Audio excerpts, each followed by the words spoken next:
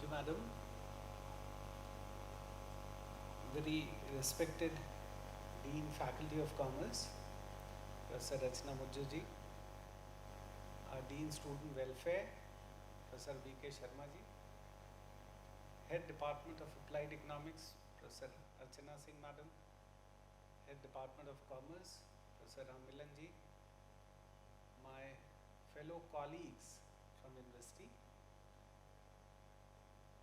an alumnus of University of Lucknow, Shri Sachin ji, जो आपको विश्वविद्यालय के इतिहास के बारे में थोड़ा बताएंगे। उन्होंने एक पुस्तक भी लिखी है इस पे। तो और मेरे प्रिय छात्रों, let me at the outset, सबसे पहले मैं आप सबका इस 104 वर्ष पुराने विश्वविद्यालय में हार्दिक स्वागत करता हूँ।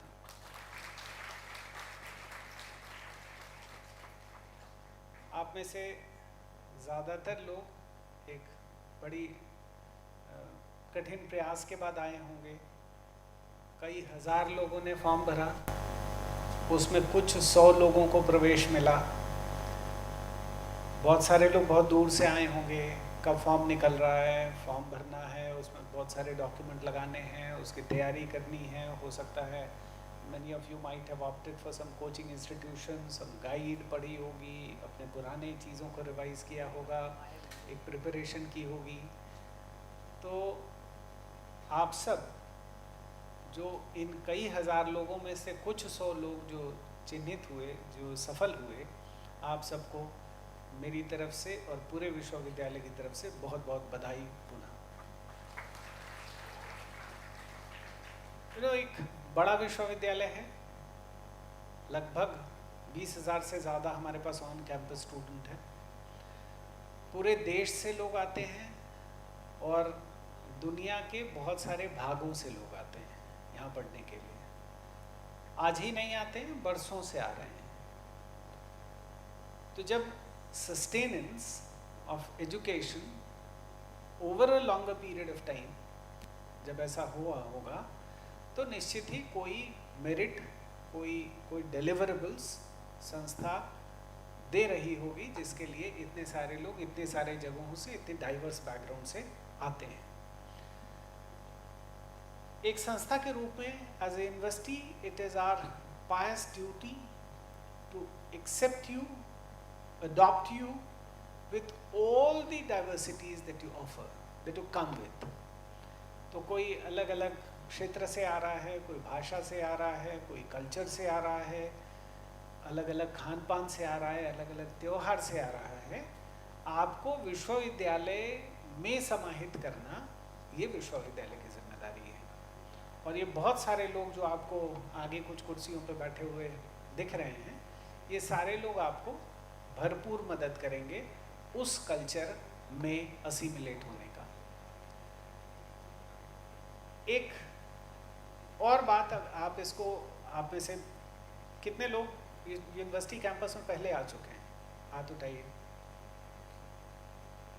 नॉट इवन 10%, 10% भी नहीं है जो कैंपस में आए।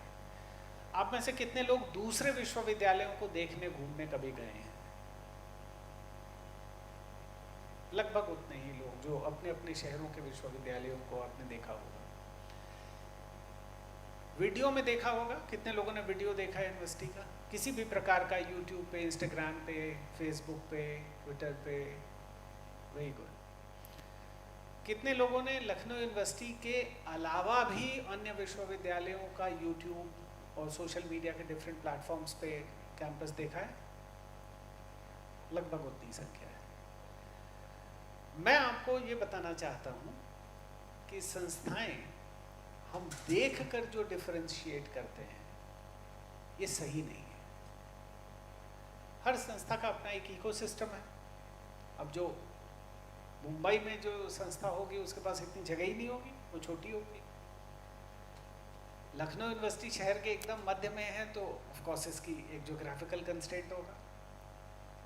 कोई यूनिवर्सिटी आपको शहर, नई यूनिवर्सिटीज जो बन रही हैं वो शहरों के बाहर होती हैं, वो 500 एकड़ में हो सकती हैं। किसी की बिल्डिंग बहुत पुराने, जैसे आप बाहर निकल के देखेंगे तो इसका आर्किटेक्चर आपको बहुत कुछ कहेगा और मैं चाहता हूँ कि सचिन जी इस पर थोड़ा प्रकाश डालेंगे कि आर्किटेक्चर क्या कहता है।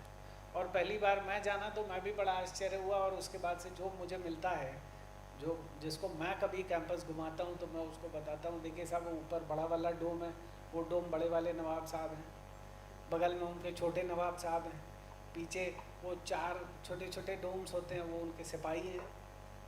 सो इस तरह की बहुत सारी बातें हम लोग भी जानते हैं, बड़ा इंटरेस्टिंग लगता है। ये हमको अपने हालिया इतिहास से भी जोड़ता है। लेकिन जो नए स्ट्रक्चर बन रहे हैं, आप लखनऊ विश्वविद्यालय का एक और कैंपस है जानकीपुरम में, which is popularly called as second campus. उस कैंपस में जाएंगे तो वहाँ पे आपको स्ट्रक्चर थोड़ा डिफरेंट दिखेगा, ऐसा नहीं दिखेगा, वो थोड़ी इनग्रेन्ड होगा, इससे प्रभावित होगा, आपको समझ में आएगा कि हम वही हैं, लेकिन आपको वो थोड़ा आधुनिक स्वरूप लिए हुए दिखेगा। हो सकता है वहाँ फर्शों पे आपको ग्रेनाइट भी दिख जाए, वहाँ बिल्डिंग्स डोम के साथ एक जगह बना ज़रूर होगा, लेकिन वो उसका आर्किटेक्चर थोड़ा डिफरेंट होगा।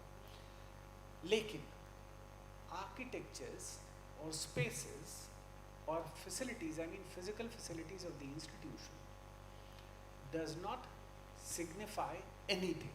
वो देख के हम कुछ भी नहीं बता सकते। तो बहुत सारे अत्यंत आधुनिक विश्वविद्यालय भी हैं, हम नहीं कह रहे वो किसी मामले में हमसे कम होंगे, लेकिन संस्थाओं की अपनी संस्कृतियाँ होती हैं।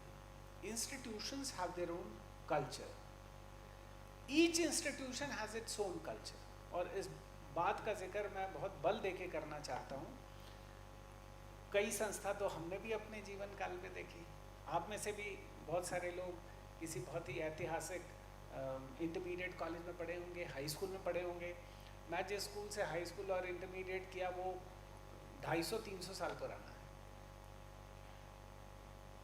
वो गवर्नमेंट क्वींस कॉलेज बनारस में, तो वो 1700 कुछ का है, जो ओरिजिनल स्थापना उसकी हुई थी। तो संस्थाओं की अपनी संस्कृति होती है, लखनऊ विश्वविद्यालय की भी अपनी एक संस्कृति है। हम चाहते हैं कि आप इस संस्कृति को समझें, अलग अलग बैकग्राउंड से आप आए हैं, उसको इंटैक्ट रखते हुए इस संस्कृति को फर्दर करें, आगे बढ़ाएं।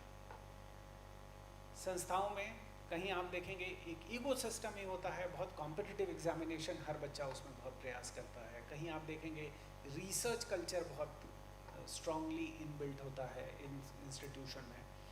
कहीं एकेडमिक इकोसिस्टम एक बहुत ज़्यादा अच्छा होता है। आप बहुत सारे यूनिवर्सिटीज़ देखेंगे, वो खेल की ट्रॉफीज़ बार बार वो 2-3-4 हिंदुस्तान की यूनिवर्सिटीज़ हैं उन्हीं में घूमता रहता है। तो वो आप देखेंगे वहाँ पे खेल का कल्चर ही बहुत साउंड है। बनारस शहर जहाँ से मैं आता हूँ, वहाँ एक उदय प्रताप कॉलेज है, वो भी शायद 1916 का शायद है। वहाँ आप शाम को देखेंगे तो आपको एक बड़ी संख्या में लोग को रनिंग करते हुए दिखेंगे, वो हॉकी खेलते हुए दिखेंगे, बास्केटबॉल खेलते हुए दिखेंगे, वॉलीबॉल खेलते हुए दिखेंगे।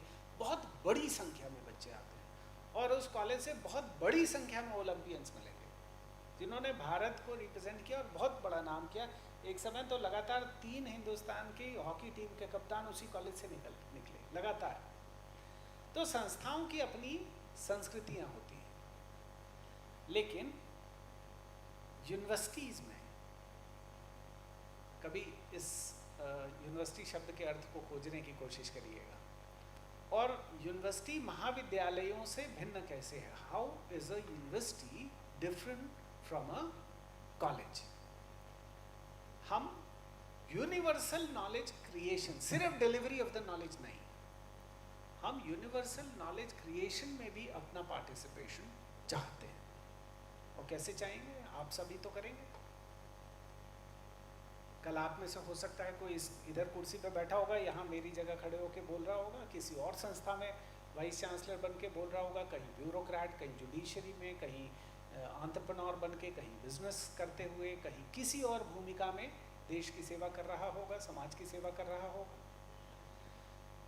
बट हम इसके लिए एक ज़मीन तैयार करने का हमारा काम है, वो हमारी जिम्मेदारी है, और आप बहुत कुशल हाथों में हैं, ये मैं आपको बता सकता हूँ।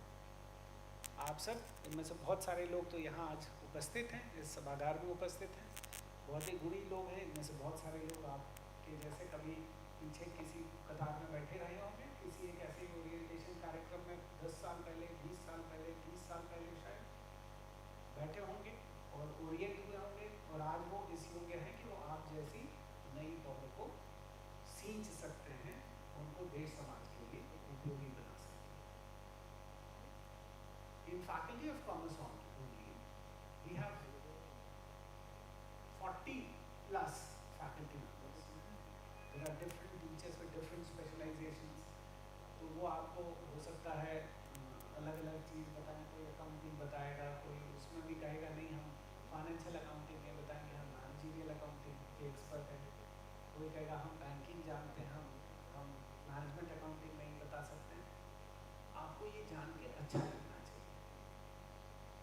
अंग्रेजी में एक बार पढ़िए तो आप 4th ईयर में जब बीकॉम के प्रोग्राम में 4th ईयर में जाएंगे तो हो सकता है बहुत ही स्पेशलाइज्ड, बहुत ही स्पेसिफिक चीज़ आपको पढ़ाई जा रही है, और उसमें बहुत सारा उसी में इंटर्नशिप है, उसी में डिसर्टेशन है, उसी में रिसर्च प्रोजेक्ट्स हैं, वो सब आप कर रहे होंगे, तो इससे आपकी मैच्योरिटी बढ़ेगी। एक और तथ्य जिस पर मैं आप लोग का ध्यान आकृष्ट कराऊं, now that you have got admission to university of Lucknow, तो एक चीज और हमेशा याद रखिएगा कि यूनिवर्सिटी कोचिंग इंस्टीट्यूशन नहीं है। यहाँ आप सिर्फ क्लास करने आए, ये चीज ठीक नहीं है। I mean, ऑफ कोर्स आपकी क्लासेस चलेंगी, लेकिन क्लास के अलावा भी आपकी सहभागिता बहुत सारी चीजों में हो सकती है और होनी चाहिए। आपको धीरे धीरे बहुत सारी चीजें बताई जाएंगी। मैं देख रहा था हमारी सांस्कृतिक की cultural cell of the university, उसकी डायरेक्टर मैडम आई हैं, वो आपको कुछ बताएंगी। हमारे BSW आए हैं, मंच पे बैठे हुए हैं, वो आपको बहुत कुछ बताएंगे। There are n number of things, n number of activities that this university performs, and largely ये इसलिए है कि आप उनमें अपनी रुचि के हिसाब से सहभागिता इंश्योर करें। खेल का एक विभाग है यहाँ पे, जिसमें आप अलग अलग खेल हैं, जो भी है, जितनी भी फैसिलिटीज़ हैं, उसमें आप अपनी स्किल डेवलप कर सकते हैं, म्यूज़िक सीख सकते हैं, डांस परफॉर्म कर सकते हैं, डिबेट कर सकते हैं, बहुत सारे आपको अवसर मिलेंगे, बहुत सारे आपको अवसर मिलेंगे। कुछ अवसर तो अभी शुरू हो जाएंगे 9-10 तारीख से, जब हम अपना कॉन्वोकेशन वीक शुरू करेंगे। उसमें आप आके अभी देख सकते हैं कि किस तरह से हो रहे हैं, आपके सीनियर्स क्या कर रहे हैं, कैसे कर रहे हैं। तो विभिन्न चीज़ों में आपको अपनी भागीदारी को बढ़ाना है और उसको फर्दर करना है। आप में से बहुत सारे लोग सोशल मीडिया पर भी अवेलेबल होंगे। अब जबकि आप इस विश्वविद्यालय का हिस्सा हैं, अब ये आपका घर है, अब ये आपकी पहचान है, तो मेरा आपसे निवेदन होगा कि आप कुछ भी ऐसा नहीं करेंगे जिससे यूनिवर्सिटी का नाम खराब हो। एक सिस्टम है, सिस्टम में बहुत बार कुछ कमियां भी होती हैं, आपके घर में भी होती हैं, आपके परिवार में भी होती हैं, आपके दोस्तों के बीच में भी होती हैं। अब ज़्यादातर कमियां जानबूझ के तो नहीं होती। जैसे मान लीजिए ये फंबल हुआ थोड़ा बिजली का, अब किसी ने जानबूझ के तो बिजली काटी नहीं, बिजली गई, प्रयास कुछ लोगों ने किया कि उसको ठीक करें, और अभी इतना ठीक हुआ कि कम से कम हम लोग का संवाद स्थापित हो रहा है। जो भी स्ट्रेंथ है अपने इंस्टीट्यूशन की, उसको जितने भी माध्यम से संभव है उसको आप बाहर की दुनिया को बताएं, ये जानते हुए I am as strong as my institution is, I am as respected as my institution is, I am as big as my institution is। जितना सम्मान, जितनी प्रतिष्ठा हमारे संस्था को मिलेगी, उतना ही सम्मान, उतनी ही प्रतिष्ठा मुझे मिलेगी। इस बात को हमको जरूर ध्यान रखना होगा। एक अखबार खरीदिए, हिंदी खरीदिए, अंग्रेजी खरीदिए, उर्दू खरीदिए, जो भी आपको पसंद हो वो खरीदिए, एक अखबार खरीदिए और कोशिश करिए कि उसको जितना पढ़ सकते हो उतना पढ़िए। कितना टाइम लगता है एक अखबार पढ़ने? जो भी आपके रुचि का विषय है उसको पढ़िए, अखबार जरूर पढ़िए, 10 मिनट उसके लिए दीजिए, 10 मिनट दीजिए। जरूरी नहीं है रोज खरीदिए, आप एक अखबार खरीदिए, उसको 3 दिन पढ़िए, 3 दिन में खत्म हो जाएगा। तो कितना कंटेंट ही होता है उसमें, बहुत विज्ञापन होता है, बहुत सारी तस्वीरें होती हैं, आप 3 दिन पढ़िए, कोई दिक्कत नहीं, लेकिन पढ़िए जरूर। You may know so many things, आप बहुत सारी चीज़ों को जानते होंगे, लेकिन आपको अपने जानने के एक्सप्रेशन को, भाषा के विस्तार को ये देने में बहुत मदद करेगा। इस बात को जरूर ध्यान रखिए, अखबार जरूर पढ़िए। Specially you all are student of commerce, आप कॉमर्स पढ़ेंगे, इकोनॉमिक्स पढ़ेंगे, अखबार नहीं पढ़ेंगे तो ऐसे कैसे चलेगा भाई। एक बिजनेस में अखबार खरीद लीजिए, कोई एक खरीदिए। आपको हो सकता है पहले दिन एक भी शब्द समझ में नहीं आ रहा, भाई एक्स कंपनी ने वाई के साथ मर्जर अनाउंस किया, तो Reliance is contemplating on giving a bonus share after an number of years. अब आपको तो पता ही नहीं है कि वो बोनस क्या होता है, भाई शेयर भी शायद पता नहीं हो, फिर बोनस शेयर क्या है, 1 पे 1 का क्या मतलब है, 1 पे 2 क्यों नहीं, 2 पे 1 क्यों नहीं। तो आप ये क्यूरियोसिटी जनरेट करेगा आपको आपके विषय के संदर्भ में। तो एक बिजनेस अखबार अगर आप चाहें तो आप खरीदें, उसको 3 दिन में पढ़ें, कोई दिक्कत नहीं उसको, लेकिन ज़रूर लें। दूसरा एक और निवेदन करेंगे, अगला, पुस्तक भी पढ़ें, कोई एक पुस्तक पढ़ें। टारगेट रखिए कि हमको 15 मिनट अखबार पढ़ लिए, 45 मिनट इस पुस्तक को पढ़ें। जो नहीं समझ में आएगा उसको लिख लेंगे कहीं, समझता है ये बच्चा समझ रहा है, ये अटेंटिव है, ये जान रहा है कुछ। फिर आपको सेशनल मार्क्स भी उससे चाहिए होते हैं, तो ज़्यादा देगा तभी ना जब आपको ज़्यादा आपके क्लास पार्टिसिपेशन का नंबर होता है। तो आप कथा सुन रहे हैं जैसे, तो ऐसे कथा मत सुनिए, मन में प्रश्न बनाइए कि ये वाइस चांसलर साहब कह रहे हैं तो इसमें ये बात तो हमको समझ में नहीं आई, तो आप उसको लिखिए, किसी टीचर से पूछिए, नहीं समझ में आए तो आप पूछिए। मैं आपको बताऊं एक किस्सा, हम शायद हाई स्कूल में पढ़ते थे और हमारे क्लास में टीचर नहीं आए थे, भाई 6 सेक्शन चलते थे, क्वींस कॉलेज में पढ़ता था, और एक एक क्लास में 105 से 110 बच्चे होते थे उस समय, 6 सेक्शंस थे।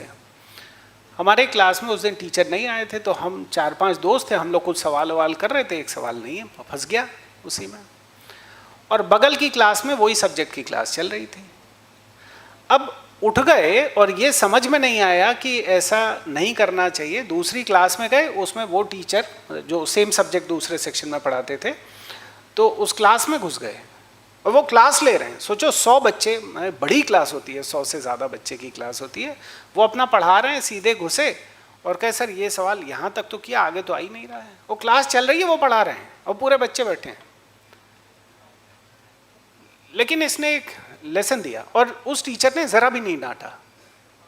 उस टीचर ने कहा ठीक है तुम बैठो, पहले तुम्हारा कर देते हैं, उसके बाद आगे इसमें चलेंगे।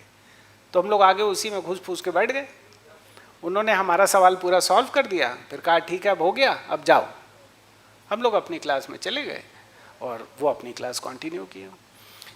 इसने मुझे एक टीचर होने के नाते बहुत सीख दी कि कभी किसी बच्चे को किसी भी स्टेट में, क्योंकि अगर उस समय डिस्करेज किया गया होता कि ये क्या है, ये डिसिप्लिन का पार्ट नहीं है, ये गलत है, ये ऐसे नहीं करना चाहिए, बाद में कमरे में आना चाहिए, तो वो क्यूरियोसिटी को मारता। और ये सबसे बड़ा अपराध है एक शिक्षक होने के नाते, यदि मैं अपने स्टूडेंट की क्यूरियोसिटी को मार दूं। तो आप विश्वास रखिए, आपको बहुत अच्छे टीचर्स हैं, they will cooperate you to the best of their ability. तो एक पुस्तक ज़रूर पढ़िए भाई। तीसरे एक और मेरी व्यक्तिगत रुचि का विषय है, वो है कि सिर्फ वो एक कन्वेंशनल मॉडल जो है ना, आए बीकॉम कर लिए, फिर शायद एमकॉम कर लेंगे या चार्टर्ड अकाउंटेंसी कर लेंगे या फिर बैंक के एग्ज़ाम की तैयारी साथ में कर रहे होंगे, और उसके बाद फिर कहीं हमारी नौकरी लग जाएगी, फिर हम चले जाएंगे, उसमें भी सरकारी नौकरी लग जाएगी, और फिर लाखों की उस भीड़ का आप भी भाग हो जाएंगे। Why not opt for the other mode? Theory कहती है कि entrepreneurship is the biggest remedy for majority of economic ills. आर्थिक समस्याओं का सबसे बड़ा समाधान उद्यमिता में है। तो इस उद्यमिता की तरफ भी आपका ध्यान आकृष्ट हो, आपको पेपर वगैरह भी पढ़ाया जाएगा, आपको बहुत सारी चीज़ें पढ़ाई जाएंगी। मुझे लगता है आपके विभागों में इस तरह के बहुत सारे आयोजन किए जाएंगे जिससे आपकी रुचि बढ़े एंटरप्रेन्योरशिप के टुवर्ड्स। यहाँ इंक्यूबेशन सेल है, इंक्यूबेशन का भी आज प्रेजेंटेशन आपको बताया जाएगा। नए आइडियाज़ लेके आइए, नए आइडियाज़ बताइए। बहुत सारे 10 आप ले आएंगे तो आपका टीचर 8 को आउटराइटली रिजेक्ट कर देगा। दूसरे .com से ऊपर उठ के आइडियाज़ आए। वो .com बहुत हो गया अभी, उसमें बहुत सारे हैं। मान लीजिए एक हमारे पास एक दिन पत्रकार महोदय, उन्होंने कहा साहब हम नौकरी छोड़ेंगे, हमको बड़ा शोषण मालूम होता है, मैं इतनी मेहनत करता हूँ, और टीवी चैनल के थे वहाँ तो आप जानते हैं बहुत मेहनत है, तो इतनी मेहनत है और वेतन हमारा इतना कम है, तो मैं अपना कुछ शुरू करना चाहता हूँ। हमने कहा क्या करेंगे? बोले हम अपना पोर्टल चलाएंगे। हम क्या आपको आइडिया है कुछ कितने पोर्टल हैं? तो उसी भीड़ में आप भी जाएंगे तो आपके पोर्टल को कोई क्यों ऑप्ट करेगा?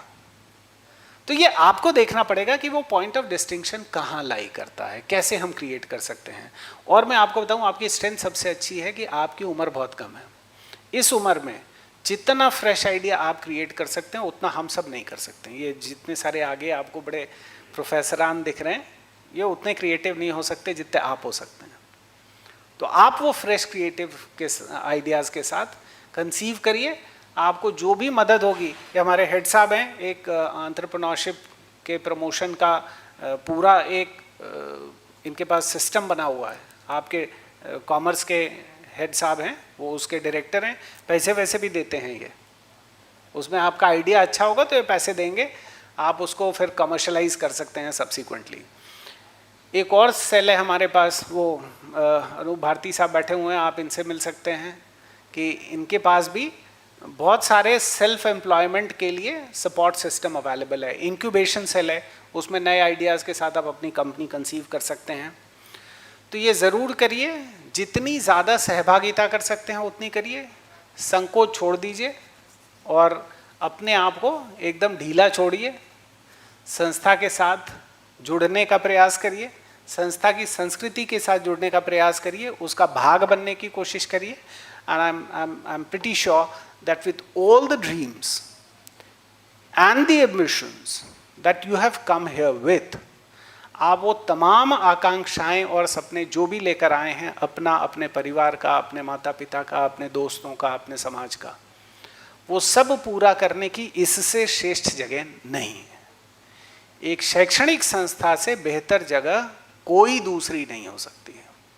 यहाँ आपको बहुत डिस्ट्रैक्शन वाले एलिमेंट्स भी मिलेंगे जो आपको अन्य चीज़ों में आकर्षित करने का प्रयास करेंगे। They will try to attract you. और जो चीज़ें नेगेटिव होती हैं वो ज़्यादा जल्दी आकर्षित भी करती हैं।